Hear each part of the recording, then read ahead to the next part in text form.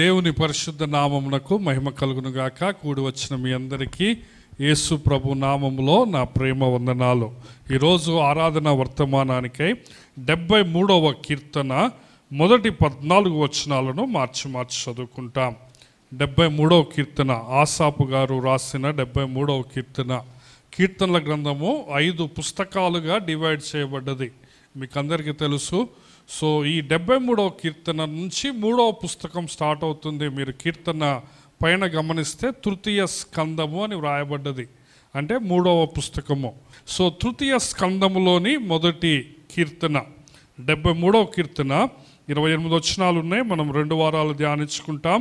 ఈరోజు మొదటి 14 వచనాలను మార్చి చదువుకుంటాం. ఇశ్రాయేలు ఎడల శుద్ధ హృదయుల ఎడల నిశ్చయముగా దేవుడు దయాళుడై ఉన్నాడు. కొంచెమే తప్పెను, నా అడుగులు జారసిద్ధమాయను. భక్తిహీనుల క్షేమము నా కంటబడినప్పుడు గర్వించు వారిని బట్టి నేను మత్సరపడితిని. మరణమందు వారికి యాతనలు లేవు, వారు పుష్టిగానున్నారు. ఇతరులకు కలుగు ఇబ్బందులు వారికి కలగవు, ఇతరులకు పుట్టునట్లు వారికి తెగులు పుట్టదు. కావున గర్వము కంఠహారము వలె వారిని చుట్టుకొనుచున్నది, వస్త్రము వలె వారు బలత్కారము ధరించుకుందురు. క్రొవ్వు చేత వారి కన్నులు మెరకలయ్యున్నవి, వారి హృదయాలోచనలు బయటికి కానవచ్చుచున్నవి. ఎగతాళి చేయుచు బలత్కారము చేత జరుగు కీడును గూర్చి వారు మాట్లాడుదురు, గర్వముగా మాట్లాడుదురు. ఆకాశము తట్టు వారు ముఖము ఎత్తుదురు, వారి నాలుక భూ సంచారము చేయును. వారి జనము వారి పక్షము చేరును, వారు జలపానము సమృద్ధిగా చేయుదురు. దేవుడు ఎట్లు తెలుసుకొనును, మహోన్నతునికి తెలివి ఉన్నదా అని వారు అనుకుందురు. వీరు ఎల్లప్పుడూ నిశ్చింతగలవారే ధనవృద్ధి చేసుకుందురు. నా హృదయమును నేను శుద్ధి చేసుకొని ఉండుట వ్యర్థమే, నా చేతులు కడుగుకొని నిర్మలుడనై ఉండుట వ్యర్థమే. దినమంతయు నాకు బాధ కలుగుచున్నది, ప్రతి ఉదయమున నాకు శిక్ష వచ్చుచున్నది. ప్రార్థన చేసుకుందాం. అందరూ దయచేసి తలలో ఉంచండి. దేవుడు మనందరితో మాట్లాడులాగున మీరు కూడా మీ మనసుల్లో ప్రార్థన చేయాల్సిందిగా మనవి చేస్తుంటున్నాను. దయగలిగిన తండ్రి, ప్రేమగల ప్రభువా, గొప్ప దేవా, గొప్ప తండ్రి, మా నాయన నీ పాదముల దగ్గరకు మేము వస్తుంటున్నాం. తండ్రి ప్రభు నాయన, ఈ యొక్క ప్రభు దినమందు నాయన నిన్ను ఆరాధించాలనే ఆశతో నాయన మేము నీ పాదముల దగ్గర కూర్చొని ఉంటున్నాము. తండ్రి నీవే నాయన ఈ కీర్తన ద్వారా మమ్మల్ని ప్రేరేపించండి నాయన. మిమ్మల్ని ఏ విధంగా ఆరాధించవలనో, ఎందుకు ఆరాధించవలనో ఒక నూతన ప్రత్యక్షత మా హృదయాలకు నీవు దయచేయమని ప్రార్థన చేస్తూ ఉంటున్నాము.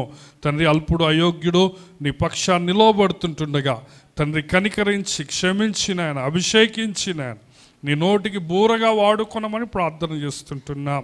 సాతాను కలగజేసే ప్రతి ఆటంకాన్ని యేసు నామములో బంధిస్తుంటున్నాం.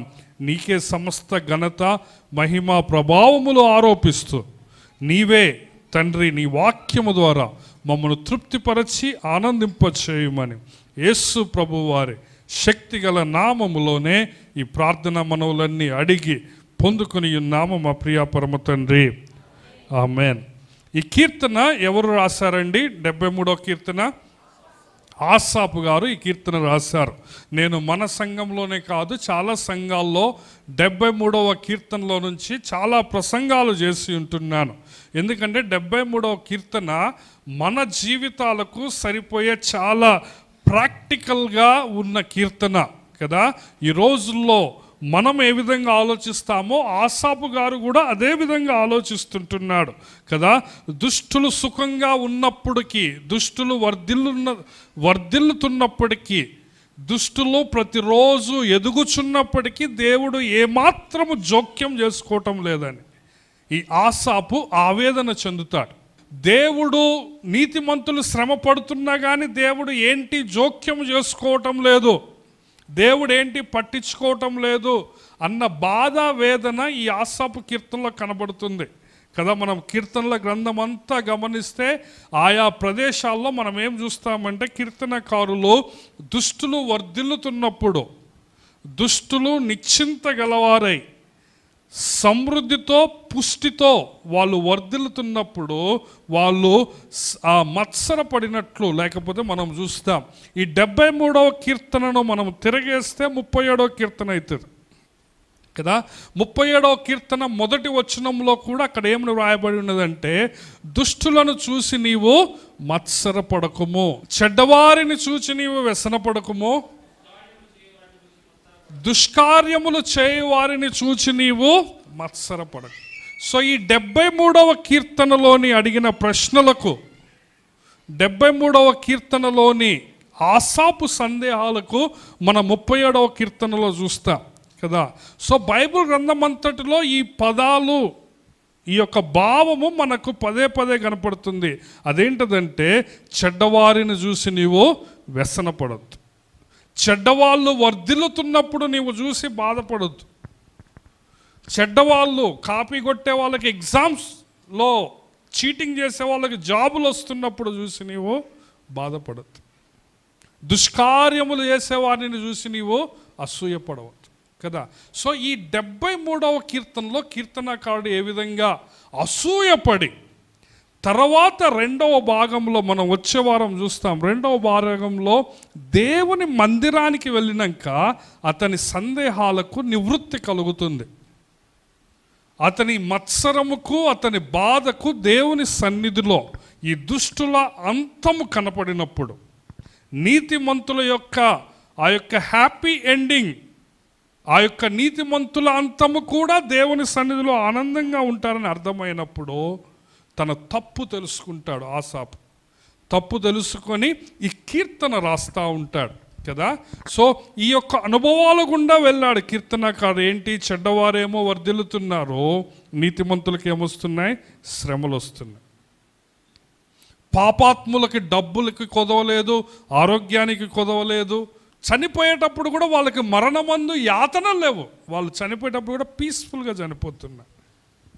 అట్లా మత్సరపడుతూ తన తప్పు తాను తెలుసుకొని తను మారినాక ఈ కీర్తన రాస్తున్నాడు. అందుకే మొదటి వచనంలో ఏమంటున్నాడు చూడండి, ఇశ్రాయేలు ఎడల, శుద్ధ హృదయుల ఎడల నిశ్చయముగా దేవుడు దయాళుడై ఉన్నాడు. నా పాదములు జారుటకు కొంచెమే తప్పెను, నా అడుగులు జార సిద్ధమాయను అంటున్నాడు. హల్లెలూయా. నా పాదములు జారటానికి ఆల్మోస్ట్ జారినాయి అంటున్నాడు. జారి పడినా అన్నట్ల కీర్తనకారుడు ఏమంటున్నాడు చూడండి, జారుటకు కొంచెమే తప్పింది, కొంచెమైతే నేను పడిపోయేటోడినే అంటున్నాడు. ఇంకేమంటున్నాడు, జారటానికి సిద్ధమయ్యాయట. కాబట్టి మనము మన జీవితంలో కూడా ఇటువంటి పరిస్థితులు జ్ఞాపకం చేసుకుంటాం. ఈ కీర్తనలో చాలా చికాకు తెప్పించే ప్రశ్నలు కీర్తనకారుడు చాలా అడుగుతాడు కదా. మైండ్కి చికాకు కదా, మైండ్కి ఆందోళన తెప్పించే సమస్యలు. దేవుడు నిజంగా న్యాయవంతుడైతే, దేవుడు నిజంగా నీతిమంతుడైతే, దేవుడు నిజంగా పరిశుద్ధమైన న్యాయాధిపతి అయితే దేవుడు ఖచ్చితంగా దుష్టులను శిక్షించాలి, పాపాత్ములను ఆయన దండించాలి. అయినప్పటికీ వాళ్ళు ఎందుకు వర్ధిల్లుతున్నారని చికాకుబడి లాస్ట్కి తన తప్పు తెలుసుకున్నప్పుడు ఏమంటాడంటే, నేను ఆల్మోస్ట్ ఈ చికాకులో పడి, ఈ టెన్షన్లో పడి, ఈ విధంగా నేను డిప్రెషన్లోకి పోయి నేను నాశనం అయ్యేటోడిని, కానీ దేవుడు ఏం చేశాడు, నన్ను తప్పించాడు. నా అడుగులు జారిపోకుండా దేవుడు ఏం చేశాడు, నన్ను కొంచెమే జారా నేను కదా. సో ఈ 11 నెలలు, ఈ 12వ నెల 2వ వారంలోకి నువ్వు వచ్చి ఉంటున్నావు. ఎన్నిసార్లు నువ్వు ఇంకొంచెం జారితే ఆడదాగబోయేటోడవో జ్ఞాపకం చేసుకో. వింటున్నారా? చాలాసార్లు కదా మనం కొన్నిసార్లు పిల్లలు కొంచెం జారంగానే మనం ఏం చేస్తాం, వెంటనే వాళ్ళని పట్టుకుంటాం. మనం పట్టుకోకపోతే ఏమవుతుంది, వాళ్ళకి ఏదో ఒక దెబ్బ తగులుతుంది కదా. సో దేవుడు ఏం చేసిందంటే, నిన్ను కొంచెం జారుతుండగా నువ్వు జారటానికి ఆ ఎడ్జ్కి పోయినప్పుడు దేవుడు ఏం చేశాడు, నిన్ను పట్టుకున్నాడు కదా. నిజానికి దేవుడు పట్టుకోకపోతే, దేవుడు మనల్ని అట్లా వదిలితే మనం ఏడదాకా పోయేటోళ్ళమో ఆలోచించుకోండి. ఎంత ఘోరమైన పరిస్థితులకు మనం పోయేటోళ్ళం కదా. అందుకే మొదటి వచనంలో ఏమంటున్నాడు, ఇశ్రాయేలు ఎడల, శుద్ధ హృదయుల ఎడల నిశ్చయముగా దేవుడు ఏమై ఉన్నాడు చెప్పండి, దయాళుడై ఉన్నాడు. హల్లెలూయా. అందుకే నువ్వు ప్రభువుని ఆరాధించాలి ఈ ఉదయకాలం. దేవుడు నిజముగా నీ పట్ల దయాళుడుగా ఉన్నాడు, దయ కలిగి ఉన్నాడు. హల్లెలూయా. నీ దేవుడు దయ లేకపోతే ఈ పాటికల్లా నువ్వు జారిపోయేవాడివి, దెబ్బలు తగిలేయి, నరకానికి పోయేటోడివి కదా, మహాఘోరమైన అవమానములో నాశనములో ఉండేటోడు. ఈ పాటికల్లా చరిత్ర నిన్ను మర్చిపోయేది కూడా కదా. మొన్న ఎవరో చెప్తున్నారు, మా దగ్గర బంధువు కదా, వాళ్ళ వదినమ్మే చనిపోయింది. ఏమంటున్నారంటే 2 వారాలు ఏడ్చాము, 3వ వారంలో మర్చిపోయాం, అసలు ఆమెను గుర్తే చేసుకోవటం లేదు అంటున్నారు. ఎన్ని వారాలు గుర్తుందంటే చెప్పండి చనిపోయినప్పుడు? 2 వారాలే. మళ్ళీ అసలు వాళ్ళు చనిపోయినప్పుడు కిందికి మీదికి అయ్యారు, సడన్ డెత్. 2 వారాలు రోజు ఏడ్చి దినం అయిపోయింది, దినం తర్వాత ఎటోళ్ళట్టు పోయారు. 2 వారాలు గడిచినాయి, మర్చిపోయారు. మళ్ళీ ఎప్పుడు గుర్తొస్తుందంటే సంవత్సరం తర్వాత గుర్తుకొస్తుంది. అవునా కదా? సంవత్సరికానికి గుర్తుకొస్తుంది. అప్పుడు కూడా ఏదో ఆ గంట సేపు గుర్తు చేసుకొని నీ పేరు మీద మటన్ వండుకొని కదా, తలకాయ కూర దాచిపెట్టుకొని అందరు పోయినాక తలకాయ కూర సాయంత్రం తిని అట్లా ఎంజాయ్ చేస్తారు కదా. అందరికి తలకాయ కూర ఇస్తే మాకుండదని. సో మనము కూడా ఎప్పటికో కాలగర్భంలో కలిసిపోయి ఈరోజు అనుకోవచ్చు, నేను చచ్చిపోతే వీళ్ళు ఎట్ట బతుకుతారో అనుకోవచ్చు నువ్వు. కానీ 2 వారాలే. 3వ వారం యథావిధిగా నడుస్తుంటుంది. సూర్యుడు తూర్పును ఉదయిస్తాడు, పడమర అస్తమిస్తాడు, పనికి పోయేవాళ్ళు పనికి పోతుంటారు, పోరండి, డోక్రాలు కడుతూనే ఉంటారు, పొదుపు డబ్బులు నడుస్తూనే ఉంటాయి, అన్నీ నడుస్తూనే ఉంటాయి, ఏది ఆగదు. ఏదో ఆ గోడకి నీ ఫోటో కనపడినప్పుడు ఏదో అట్లా చూస్తారు అంతే, బండి ఆగదు. కానీ దేవుడు ఈ 12 నెలలలో కదా నీ అడుగులో జారటానికి సిద్ధంగా ఉన్నప్పుడు దేవుడు ఏం చేశాడు చెప్పండి? నిన్ను పట్టుకున్నాడు. ఎందుకంటే ఆయన నీ పట్ల దయాళుడై ఉన్నాడు. హల్లెలూయా. నేను మిమ్మల్ని ఒక ప్రశ్న అడుగుతా, మీరు నిజం చెప్పాలి. మొన్న భూకంపం వచ్చినప్పుడు ఎంతమందికి ఫీల్ వచ్చింది? ఆ ఫీల్ అయింది. నేను ఆ రోజు 4 గంటలకే లేచిన, నాకే చూడాలి, నాకు చాలా స్పష్టంగా తెలిసేది. చాలామంది స్పష్టంగా తెలిసి బయటకు వచ్చిన వాళ్ళు కూడా ఉన్నారు. ఖమ్మంలో బయటకు వచ్చిన వాళ్ళు కూడా ఉన్నారు. మదర్లో వాళ్ళైతే మంచం మీద నుంచి ఆల్మోస్ట్ కింద పడేటట్లు అయిందట. మదర్లో వాళ్ళకి ఎంత వచ్చిందంటే దగ్గరగా 4కి 5కి మధ్యలో వచ్చింది. అది 6 దాటితే మన పరిస్థితి ఏందో ఒక్కసారి ఎప్పుడన్నా ఆలోచించారా? 6, 7 వస్తే ఎవరన్నా దేవునికి ఆ రోజు లేచి వందనాలు చెప్పారా? దేవుడా నన్ను బ్రతికించినవు కదా. వరదలప్పుడే 2 నెలలు మనము అటు ఇటు అయిపోయినాము కదా. ఇప్పుడు వరదలప్పుడు కడుక్కొని ఉన్నాము, మళ్ళీ గోడలు పడితే ఏంది పరిస్థితి అని ఒక్కళ్ళు ఎవరైనా దేవునికి వందనాలు చెల్లించారా? ఎంతమంది వందనాలు చెల్లించారు? మీ చెయ్యి ఎత్తండి. దేవా, పెద్ద భూకంపం రాకుండా చిన్న భూకంపంతో తప్పించిన. భారతదేశంలో కొన్ని చాలా పెద్ద భూకంపాలు వచ్చాయి. గుజరాత్లో అయితే నా చిన్నతనంలో లాతూర్ భూకంపం అని ఒకటి చాలా ఫేమస్. అది ఒక ఊరే పడిపోయింది. ఒక పెద్ద పట్టణం లాతూర్ అనే సిటీయే ఏమైపోయింది? అయిపోయింది. ఇల్లు పడిపోయింది. ఒక్క 5-6 వచ్చి గోడలు క్రాకులు వస్తే ఏంది పరిస్థితి? ఒక్క పాయింట్ పెరిగితే చాలు ఏమవుతుంది? గోడలు క్రాకులు వస్తాయి. ఫ్యాన్ ఊడి మీద పడితే పరిస్థితి. మనం ఏం చేస్తున్నామంటే చిన్న విషయాలను లైట్గా తీసుకుంటున్నాం. అవునా కదా? ఆ భూకంపం వచ్చింది పోయింది అనుకుంటున్నాం. కానీ ఆ దేవుని కృప, దేవుని హస్తము, దేవుని దయను గుర్తించలేకపోతున్నాం. ఎందుకంటే మన ఈ మెకానికల్ లైఫ్లో, ఈ యొక్క రొటీన్ లైఫ్లో అన్ని కామన్ అయిపోయినాయి మనకి. భూకంపం వచ్చిపోయినా కానీ వచ్చినప్పుడు చూసుకుందాంలే. ఎన్నిసార్లు మనల్ని దేవుడు వరద నుంచి తప్పించాడు. అవునా కదా? వరద మనకి ఒక్క రోజు కూడా లేదు, ఒక్క 24 గంటలు కూడా లేదు మనకి. ఒక 10 గంటలు 12 గంటలే ఉంది వరద. మన పక్క విజయవాడలోనే 2 వారాలు నీళ్లు పోలేదు వాళ్ళకి కదా. 2 వారాల తర్వాత వచ్చినా కానీ వాళ్ళ ఇళ్ళల్లో నీళ్లు ఉన్నాయి. మనం సామాన్లన్నీ చాలా వరకు కడుక్కొని బాగు చేసుకొని వాడుకుంటున్నాం. 2 వారాలు తడిస్తే బాగైతే అవి. మనం ప్రతి విషయాన్ని ఏం చేస్తున్నాం అంటే చాలా సింపుల్గా తీసుకుంటున్నాం. కానీ నీవు ఈ రోజున నువ్వేమి జ్ఞాపకం చేసుకోవాలంటే ఇట్లా సింపుల్గా తీసుకోకూడదు. నువ్వు ప్రతి విషయాన్ని బట్టి దేవునికి ఏం చేయాలి చెప్పండి? వందనాలు. ఈ రోజులో మనం ఎట్లాంటి పరిస్థితుల్లో ఉన్నామంటే దేవుని కృపను, దేవుని యొక్క కాపుదలను చాలా లైట్గా తీసుకుంటున్నాం. ఎవరైనా ప్రతిదానికి దేవునికి వందనాలు చెప్పారనుకోండి, శ్యామలక్క లాంటోళ్ళు తిక్కల దాని లెక్క చూస్తాం మనం. ఏంది ప్రతిదానికి దేవునికి వందనాలు చెప్తుంది? మనం ప్రతి విషయములో దేవుని కృప, దేవుని హస్తాన్ని మనము గమనించాలి. హల్లెలూయా. సో 2వ వచనంలో ఏమంటున్నాడు? నా పాదములు జారుటకు కొంచెంలో తప్పిపోయింది, నా అడుగులు జార సిద్ధమైనవి, కానీ దేవుడు తప్పించింది. ఎందుకు అంటే 1వ వచనంలో ఏమంటున్నాడు? ఇశ్రాయేలు ఎడల, శుద్ధ హృదయ ఎడల నిశ్చయముగా దేవుడు దయాళుడు. కాబట్టి దేవుడు నిన్ను ఎక్కడెక్కడ తప్పించాడో, పూర్తిగా జారిపడకుండా, పూర్తిగా నాశనం కాకుండా, పూర్తిగా నరకానికి పోకుండా దేవుడు ఏం చేశాడంటే కరెక్ట్ టైంలో తన దయలో, తన మహాకృపలో నిన్ను పట్టుకున్నాడు. అందుకే నువ్వు ప్రభువుని ఆరాధించాలి. ఎందుకు జారటానికి సిద్ధమైనయట? ఎక్కడ జారిపోయాడు కీర్తనకారుడు అంటే 3వ వచనం నుంచి. ఎందుకు ఈ కీర్తనకారుడు ఇంత స్లిప్ అయ్యే ప్లేస్లోకి పోయాడు? ఏమైంది తన మైండ్లో అంటే చూడండి, 3వ వచనం ఏమంటున్నాడు? భక్తిహీనుల క్షేమమున కంటబడినప్పుడు గర్వించు వారిని బట్టి నేను మత్సరపడతాను కదా. భక్తిహీనులు క్షేమముగా ఉన్నారట. చూడండి ఇక 4వ వచనం ఏమంటున్నాడు? మరణమందు వారికి యాతన లేవు, వాళ్ళు పుష్టిగా ఉన్నారు. ఇతరులకు కలుగు ఇబ్బందులు వారికి కలగవు, ఇతరులకు పుట్టినట్లు వాళ్ళకి తెగులు పుట్టదు. సో ఈ భక్తిహీనులు, ఈ దుర్మార్గులు, ఈ పాపులు, ఈ దుష్టులు, మనకి రోగం వస్తుంది కానీ వాడికి ఏ రోగం రాదు.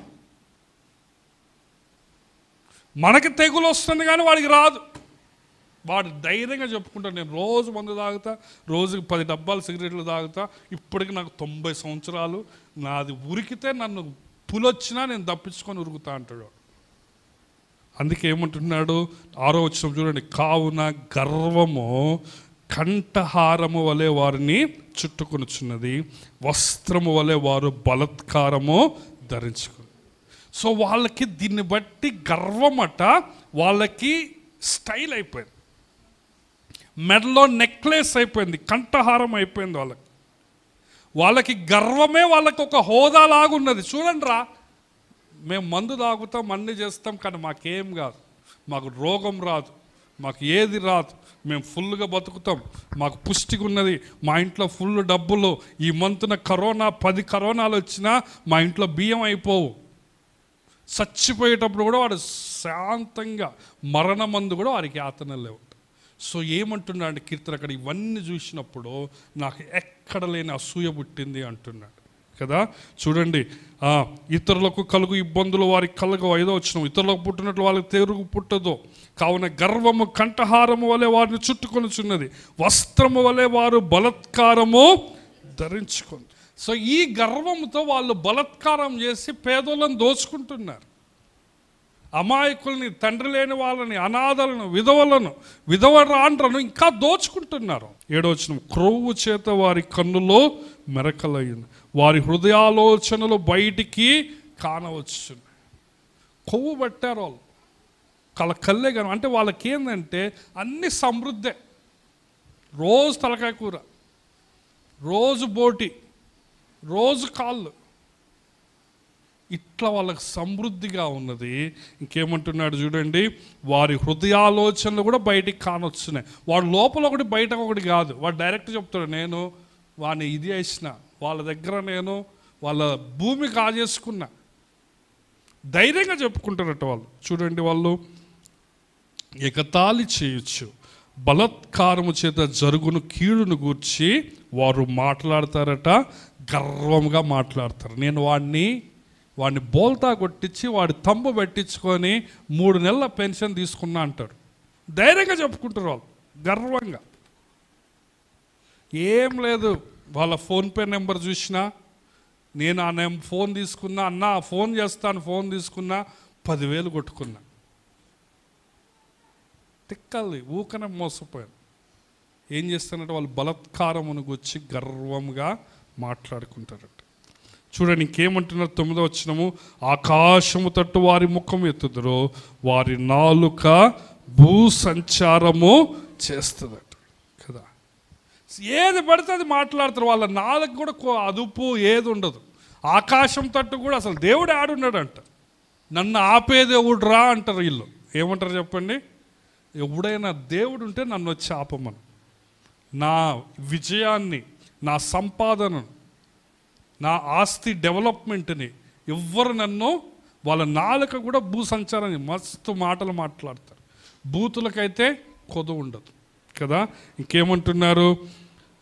10వ వచనం, వారి జనము వారి పక్షము చేరును, వారు జలపానము సమృద్ధిగా చేసుకుంటారు.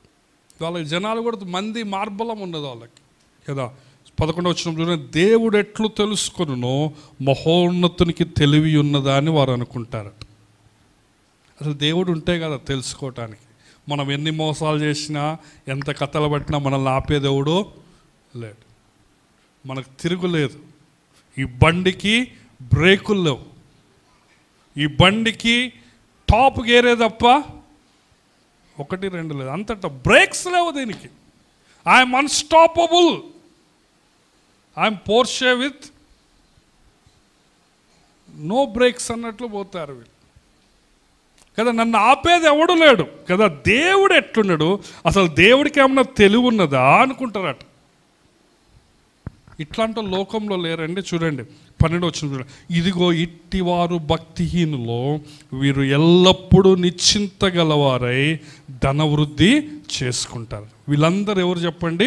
భక్తిహీనులో వీళ్ళెప్పుడు కూడా ఏంటంటే చెప్పండి, పైసల మీద పైసలు. మనకి కష్టపడి రోజంతా పని చేస్తే ఎంతో ఇంత అమౌంట్ వస్తుంది. వాడికి నిమిషంలో ఒక్కటి ఇది చేస్తాడు, వాడికి ₹1,00,000 వస్తుంది. ఏమంటున్నాడు? ఎల్లప్పుడూ నిశ్చింత గలవారే ధనవృద్ధి చేసుకుంటారు. కాబట్టి కాలు జారుతున్నాడు కీర్తనకారుడు. 2వ వచనంలో ఏమన్నాడు?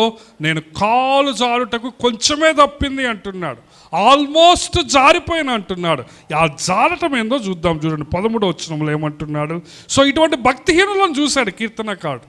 వాళ్ళకి సమృద్ధి, వాళ్ళకి ఆరోగ్యము, వాళ్ళకి ఆనందము, వాళ్ళకి మంచి భోజనము, వాళ్ళకి బ్యాంక్ బ్యాలెన్సు, డబ్బులు అన్నీ ఉన్నాయి. సో కీర్తనకారుడు ఏమంటున్నా అంటే 13వ వచనంలో, నా హృదయమును నేను శుద్ధి చేసుకుని ఉండుట వ్యర్థమే, నా చేతులు కడుగుకొని నిర్మలుడై ఉండుట వ్యర్థమే, దినమంతయు నాకు బాధ కలుగుచున్నది, ప్రతి ఉదయమున నాకు శిక్ష వచ్చు. ఇవన్నీ చూసినాక ఏమంటుండంటే, ఇంకా నేను చర్చికి పోవటం వేస్ట్. నేను ఈ విధంగా అబద్ధాలు ఆడకుండా, ఆరాధన చేసుకుంటా, ప్రార్థన చేసుకుంటా, మోసాలు చేయకుండా ఉండటం వేస్ట్. ఈ విధంగా నేను నోరు కాసుకొని మందు పిలిచిన మందు తాగకుండా, స్మోకింగ్ చేయకుండా, ఒక్క పొడి కూడా తినకుండా ఆ విధంగా ఉండటం ఏంటి? వేస్ట్. ఏమంటున్నారు చూడండి, నా హృదయమును నేను శుద్ధి చేసుకుని ఉండుట వ్యర్థమే, నా చేతులు కడుక్కొని నిర్మలుడై ఉండుట వ్యర్థం. సో కీర్తనకారుడు ఇక్కడ కాలు జారుతున్నాడు. వింటున్నారా? భక్తిహీనులు చూసిండు, పాపాత్మలు చూసిండు, వాళ్ళ బ్యాంక్ బ్యాలెన్స్ చూసిండు, ఈయన బ్యాంక్ బ్యాలెన్స్ చూసుకున్నాడు. వాళ్ళకేం ఫుల్ డబ్బులు. నేను నీతి న్యాయంగా బతికితే ఇంత కష్టపడి బతుకుతున్నా కానీ నాకు ఇబ్బందులు ఉన్నాయి, నా ఇంట్లో సమృద్ధి లేదు, నాకు జబ్బులు ఉన్నాయి, నాకు రోగాలు ఉన్నాయి. కాబట్టి నేను దేవుడికి నమ్మకంగా ఉండటం ఏంటంటే చెప్పండి, వేస్ట్ అంటున్నాడు. ఏముందంటే చెప్పండి, వేస్ట్ అంటున్నాడు కదా. దినమంతా దీని గురించి ఆలోచిస్తుంటే రోజంతా బాధట, ప్రతి ఉదయమున నా మీదకి పెద్ద శిక్ష వస్తుంది అంట. కాబట్టి కీర్తనకారుడు ఈ విధంగా తను నాశనంలోకి పోతున్నాడు, ఈ విధంగా తాను డిప్రెషన్లోకి పోతున్నాడు, ఈ విధంగా భక్తిహీనులను చూసినప్పుడు తాను కాలు జారిపోతున్నాడు. కానీ ఆ కాలు జారే సమయంలో దేవుడు ఏం చేశాడు చెప్పండి? కీర్తనకారుడిని పట్టుకున్నాడు. హల్లెలూయా. దేవుడు కాలు జారనీయలేదు, అది దేవుని దయ. తర్వాత మనం 2వ భాగం వచ్చే వారం చెప్తాను, సమయం లేదు కాబట్టి. తర్వాత మనం చూస్తే కీర్తనకారుడు దేవుణ్ణి ఆరాధిస్తాడు. నేను తప్పు చేశా దేవా, నేను మృగంలాగా ప్రవర్తించా, నేను తప్పు చేశాను, నన్ను క్షమించు అని దేవుని సన్నిధిలో గోజాడతాడు కదా. కాబట్టి ఈ యొక్క ఉదయకాలంలో దేవుడు నీకేం జ్ఞాపకం చేస్తున్నాడంటే, నువ్వు ఇతరులను చూసి కంపేర్ చేసుకోవద్దు. ఎస్పెషల్గా భక్తిహీనులను చూసి కంపేర్ చేసుకోవద్దు. నేను పరిశుద్ధంగా ఉండటం అంతా వేస్ట్ అయిపోతుందని నువ్వు అనుకోవద్దు. వింటున్నారా? యవనస్తులారా, జ్ఞాపకం చేసుకోండి. నేను పరిశుద్ధంగా ఉండటము కదా, నేను ఇంత మట్టికి దేవునికి నిజాయితీగా ఉండటం అంతా వేస్ట్ అని ఆ ఆలోచన ఎప్పుడు రానియొద్దు. ఆ ఆలోచన వస్తుందంటే నువ్వేమవుతున్నావు? జారి పోతున్నావు. అందుకే మొదటి 2 వచనాలు చదువుకుందాం.